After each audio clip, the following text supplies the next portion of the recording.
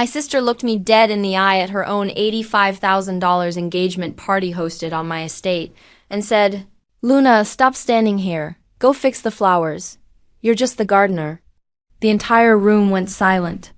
People stared at me like I actually worked there. And the worst part? She said it while wearing the smile I paid for, the dress I bought, the venue I owned, but she thought I was the weakest one in the family. She had no idea what I'd built in secret.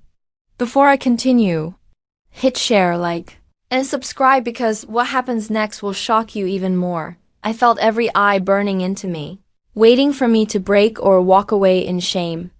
My sister Madison tilted her head with that smug look she'd worn since childhood, the same look she used when she stole my clothes, my things, my ideas. Now she was stealing my dignity in front of 200 guests. Her fiancé didn't even look embarrassed. He whispered something in her ear, and they both laughed. The kind of laugh that tells you they don't see you as family only as someone beneath them. But I didn't react. I didn't move, because this time, I wasn't the quiet, broke sister they thought I was. I wasn't the one scraping by, living in the guest house behind the estate like they imagined. They had no clue that the guest house was actually my tech office. No clue that the estate they were standing in wasn't rented. It was mine. No clue that the girl they mocked for being ordinary was the one signing 7-figure contracts while they scrolled Instagram. But Madison kept going, loud enough for everyone to hear. "Please don't embarrass us, Luna. You're standing too close to the front. The guests might think you're one of us." Her words hit differently this time, not because they hurt, but because I finally understood something. She wasn't insulting me out of power. She was insulting me out of fear, because deep down, she sensed the shift. She sensed I wasn't the same sister she could step on. She sensed I had something she didn't. And she was right. I stepped forward, slow, calm, steady. Madison's smile froze. For the first time, she looked unsure, like she felt the ground beneath her shaking. I looked straight at her and said, "You really think I'm the gardener?" Her face fell, and before she could answer, someone entered the room. Someone who knew exactly who I was. Someone Madison never wanted to see. And the moment that person spoke, the room shifted. The moment he walked in, Evan Turner, the CEO who'd been trying to partner with me for months. Madison's smile twitched when he went straight past her, past Chase, and stopped right in front of me. "Luna," he said loudly, "we need to finalize the acquisition numbers. Your estate staff told me you'd be here." Gasps rippled through the room. Madison's hand froze mid-gesture. Chase's jaw actually dropped. Evan wasn't just any CEO. He was the type who made headlines. The type of man people whispered about at parties like this. And right now, he was speaking to me like I wasn't invisible. Like I wasn't just a gardener. Like I was the person in charge. Madison blinked fast. "Acquisition? For what?" Evan gave her a polite, almost confused smile. "For Luna's software company, of course. Her valuation crossed 8 figures last quarter." The room went dead silent, but I didn't look at Evan. I looked at my sister, right into the eyes that had mocked me since childhood. She stumbled. "Eluna, what software company?" Because you never asked," I said quietly. Simple words. But they shattered her more than if I'd screamed. Guests who ignored me earlier were now staring like they'd discovered a hidden celebrity. Whispering, turning, recalculating everything they thought they knew. Chase stepped closer to Madison, gripping her arm. "You said she was broke." Madison flinched. She was. I mean, she lived in the guest house. That guest house, I interrupted, is my operations hub. The servers alone cost more than your entire engagement party. The audience gasped again. Faces that judged me minutes ago now softened, curious, hungry for the next twist. But Madison wasn't done embarrassing herself. She pointed a shaky finger at me. "You planned this. You wanted to show off. You waited for my engagement day just to—" "No," I cut in. "You chose my estate for your $85,000 party. And then you called me the gardener." Her cheeks burned red. Anger, panic, confusion, all mixed into one delicious moment she never expected to face. Evan stepped closer. If this isn't a good time, Luna, we can finalize the deal in your office.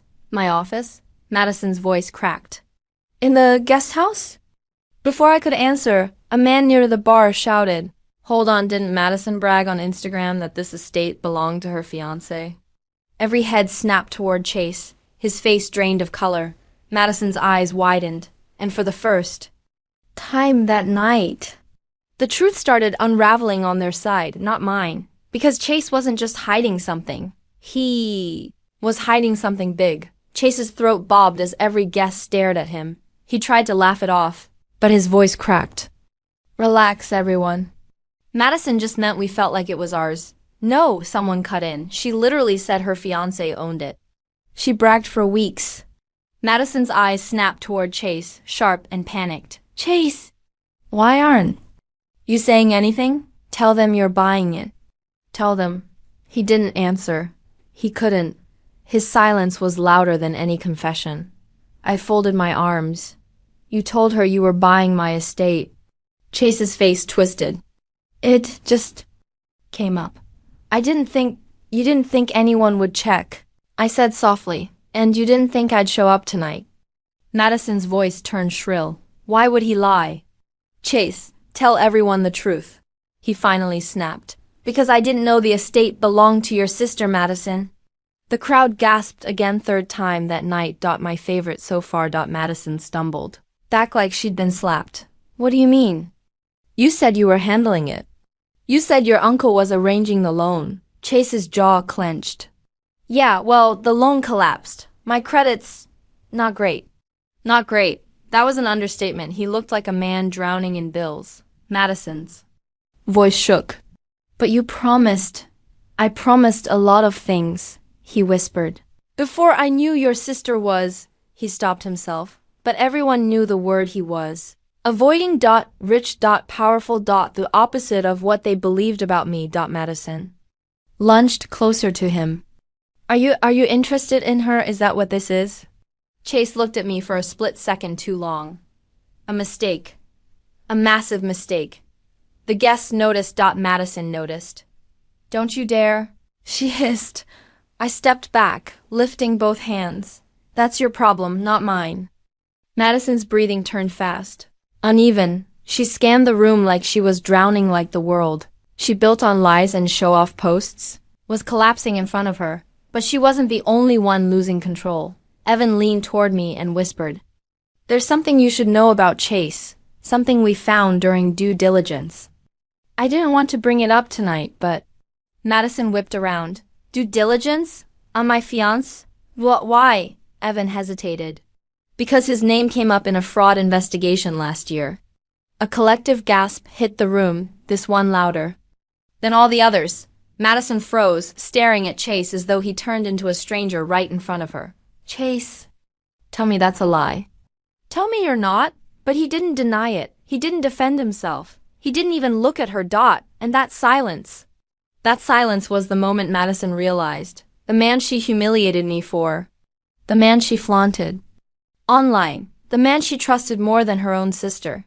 Was about to ruin her engagement night in a way she could never recover from. I should have walked away, but then Chase looked at me and said something that made the entire room explode. And that was the moment everything flipped again. Chase pointed straight at me and blurted out, "This is your fault, Luna. If you hadn't shown up tonight, none of this would have come out." The room erupted into shocked whispers. Madison gasped, like he just stabbed her. But Chase didn't stop. He was spiraling. You think you're better than everyone because you've got money now? He shouted. You walked in here acting all calm, making me look like some loser. You did that yourself. I said quietly, but he wasn't listening. He turned to the crowd, desperate, sweating. Everyone acts like she's innocent, but Luna's the reason Madison and I had problems. She tried to ruin our engagement from the start. Madison's face twisted. What? Chase, what are you talking about? He pointed at me again. This whole time she's been running around with her little company, thinking she's some big shot. 8 figures is pretty big, someone muttered. Chase snapped. Shut up. People flinched away from him. Madison grabbed his arm. Chase, stop. You're embarrassing us. Oh, now you care. He barked. Your sister made us look stupid. He hesitated, then smirked. A sick, bold smirk. You know what? Fine. Since everyone loves Luna so much, let me tell the truth. He stepped forward, chest puffed, like he thought this would save him. Madison and I used to laugh at you behind your back, he said loudly. We said you'd never make anything of yourself. We said you'd always be the quiet loser living. In your family's leftovers, Madison grabbed him again. Chase! Stop. He shook her off. And guess what? He continued. She still thinks she's better than you. Even today, before the party, she said, Madison's face drained. Jeez, please. But he went for the kill. She said you were only good for mowing the lawn. That you'd always be the maid of the family. Gasps shot across the room. Every head swung toward Madison. Her mouth opened. But no words came out. She looked like she'd been exposed under a spotlight she couldn't escape. I didn't speak. I didn't need to. The crowd did it for me. Someone near the back said, wow. Calling your own sister a maid? Another whispered, and this party is on her estate? Someone else added, she deserves whatever's coming. Madison broke. Tears welled up. Her perfect makeup cracked. Her voice fell to a whisper.